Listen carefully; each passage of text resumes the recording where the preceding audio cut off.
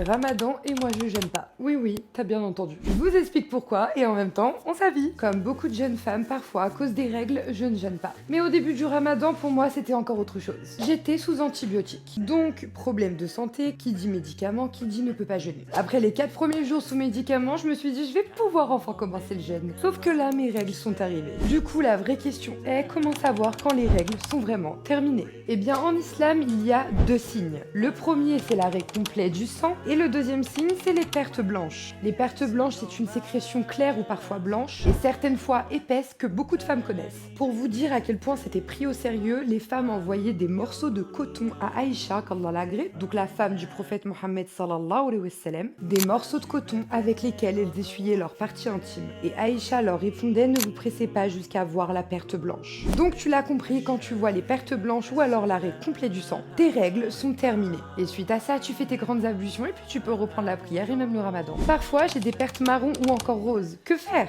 Beaucoup de femmes sont perdues là-dessus. Mais en fait, c'est très simple. Si ces pertes marron ou roses arrivent pendant tes règles, elles comptent comme des menstrues. Et si elles arrivent après les pertes blanches et tes grandes ablutions, ce ne sont plus des règles. C'est basé sur le hadith et Chia. Nous ne considérons pas les pertes jaunâtres ou brunâtres après la purification comme quelque chose. Donc dans ce cas, tu pries normalement.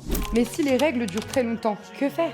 Moi par exemple, j'ai des dérèglements hormonaux. Ça m'est déjà arrivé que mes règles durent 1 mois. Ouais, je sais, c'est un truc de ouf. Vive la souffrance. Le pire, c'est que beaucoup de femmes vivent ça, mais personne n'en parle. Eh bien, la majorité des savants sunnites disent que la durée maximale des menstruations dure 15 jours. Pourquoi? Dommage que c'est pas long, je l'aurais mis ici. Parce qu'au-delà de cette durée, ce n'est plus le sang naturel des menstruations. C'est ce qu'on appelle istihada, un saignement anormal dû à un dérèglement ou une maladie. Donc au-delà de 15 jours, vous faites vos grandes ablutions et vous reprenez la prière et le jeûne. Je sais pas lequel choisir, on va tester les deux. Maintenant, je m'adresse aux hommes, aux mariés, aux pères, aux frères. Oui, toi. Comment vous dire? Les règles, ce n'est pas juste du sang. C'est des douleurs, des contractions, des migraines, de la fatigue, des hormones qui explosent, parfois de la fièvre, des crampes, des envies de manger incontrôlables et des envies de vomir. Et messieurs, tout ça, ça vient du cycle qui permet de donner la vie. Sans ces menstruations, il n'y aura pas de grossesse. Je pouvais dire pas d'enfant. Non, je préférais l'autre. Alors par pitié, arrêtez de rendre ça tabou.